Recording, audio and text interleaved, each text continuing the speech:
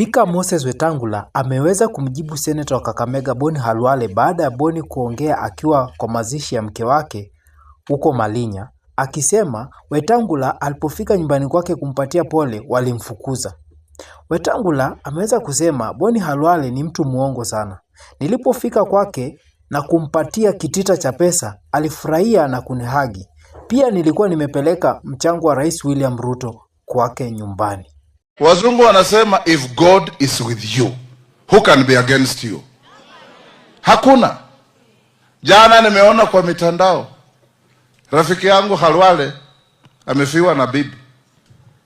Na yeye tulitembea na yeye hata wakati ya by election mliona tukizunguka hapa na Khalwale. Wameenda huko, nimeenda huko kumulia. Siku ya Thursday nikampelekea pesa ya president yangu. Nikaongea na watu, nilikuwa na wabunge zaidi ya 10. Tukamaliza, nikamwambia siku ya mazishi Friday mimi nitakuwa kule Likuyani kwa mambo mengine. Hata mliniona kwa TV. Jana mimi nashangaa jioni naona Khalwale anasema huyo mtu anaitwa Weta alikuja hapa. Tukamfukuza.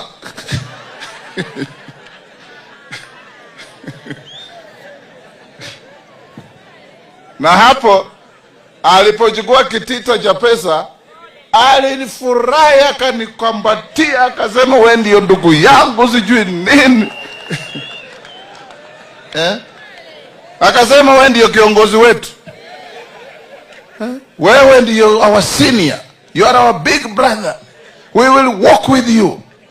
Akasema maneno mengi. Nikiondoka akanishika mkono akaniscort mpaka kwa gari. Akafungua mlango nikaingia akafunga. Jana kwa mazishi anasema nilienda nikafurushwa.